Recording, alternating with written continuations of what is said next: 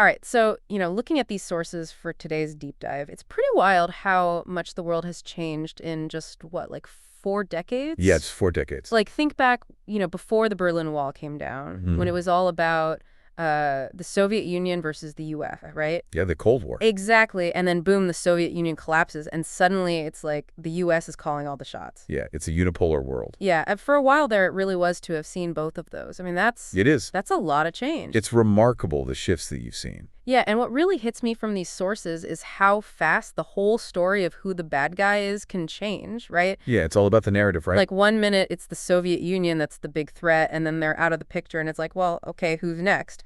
Suddenly you're seeing Iran or China framed in a whole different light. Well, it's all about how their actions and intentions are presented, right? Yeah. So much is shifted in how we perceive them. Totally, and now everyone's talking about this new world order supposedly coming in 2025. Right, there's this whole idea that things are shifting. Yeah, and it feels like something totally different from what we've known for the last 80 years, at least in this part of the world. And it's interesting how this resonates differently depending on where you are in the world. Oh, yeah, for sure. I mean, like, for our listeners in Canada, right? Right. We're talking about closer ties with the U.S. or trade wars, and that's like... Yeah, that hits home. That hits home for you. That's your everyday life potentially changing. And it makes you think about all the other times in history when the global order seemed to be shifting, right? Oh, yeah. I mean... Like if I just stare back for a second, yeah. You've got the Iraq War, the Gulf War, even going back further to the Iran-Iraq War. Each one of those felt huge at the time. Oh, absolutely. They were defining moments. But now they seem like pieces of a much bigger story, right? It's all part of this flow of history. It is, and, it's easy to forget that these huge events have real people caught in the middle of them. Right, it's not just headlines. Yeah, there's a story in one of the sources about an Iraqi student during the Iran-Iraq War, and it just It's a personal story. Yeah, it brings it home that these aren't just abstract ideas. Exactly, it grounds it for you. Yeah. But thinking about the U.S. and its role after the Cold War when it was the sole superpower. The unipolar moment, yeah. Right, and it wasn't necessarily a comfortable situation for everyone. Especially in the East, right? Well, there was this sense, particularly in the eastern part of the world, that the U.S. was overstepping its bounds. Yeah, that it was acting unilaterally. Exactly. There was a feeling that the voices of smaller nations weren't really being heard. So what kind of actions are we talking about here? Well, you've got things like the situation in Georgia back in 2008. Right. And then there's the whole push for Ukraine to join NATO. That's interesting. And in fact, one of the sources suggests that this push for Ukraine to be part of NATO could be seen as the very beginning of the current conflict. Wow. It's like the first domino. Yeah. And then you've got the intervention in Libya. Oh, yeah, there's that first-hand account in one of the sources of someone who experienced the NATO bombing there. Right, that's powerful. And the fact that it happened without a UN resolution really rubbed some countries the wrong way. It definitely contributed to a feeling that international law wasn't always being respected. And that the U.S. was acting on its own. Yeah, it reinforced that idea of unilateral action. So on top of all this geopolitical drama, you've got these huge economic shifts happening at the same time. Yeah, the economic landscape has been totally transformed. Like China and India becoming major players. And the whole Asian region experiencing huge growth over the last 40 years. It's incredible to think about.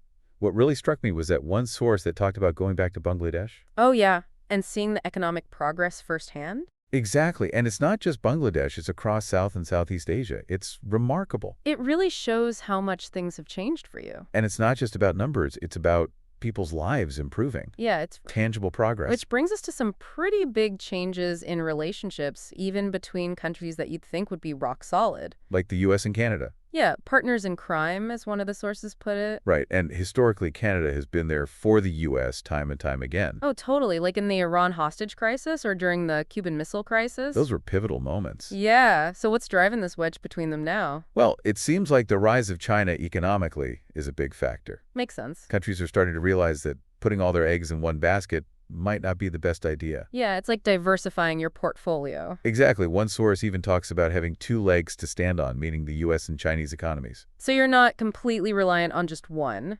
It's about spreading the risk. And speaking of risk, let's talk about the conflict in Ukraine. Okay. Because your sources kind of present different ways of understanding how we got here. Right, there are competing narratives. So in the West, you often hear the story starting in 2014 with the Orange Revolution. Right. But some of your sources trace it back further to 2008, and those talks about Ukraine joining NATO. So it's a question of where you begin the story. Exactly. And one source even uses the term half-truths to describe how some Western media have presented things. So you have to be careful about whose perspective you're getting. Yeah, it really highlights how important it is to consider different sides of the story. And to look at the bigger historical picture. Absolutely. Okay, and we can't ignore the trade tensions that are brewing. Oh yeah, things are getting heated. Especially between the U.S., Canada, and Mexico. I mean, 25% tariffs on Canadian and Mexican goods. And 10% on petroleum products. That's not messing around. And the stated reasons are things like illegal immigration and fentanyl. Which is interesting because both Canada and Mexico are planning to hit back with their own tariffs. It's a tit-for-tat situation.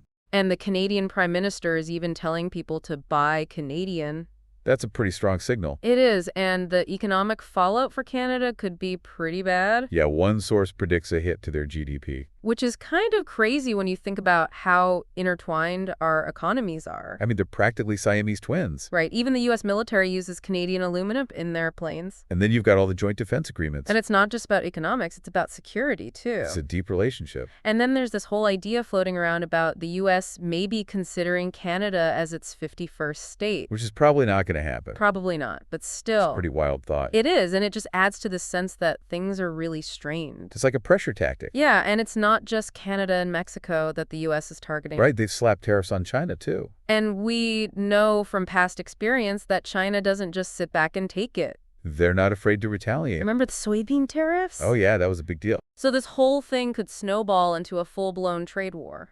And that would be bad news for everyone. It would hurt the global economy big time. It's like everyone loses in a trade war. And there's this feeling of bullying, almost. Well, yeah, when the biggest kid on the block starts throwing his weight around. It's not a good look. And what happens if Trump wins another term? And with even more power. Yeah, control of the House, the Senate, maybe even the Supreme Court. That's a lot of power. What would that mean for U.S. foreign policy? Like, what happens to NATO?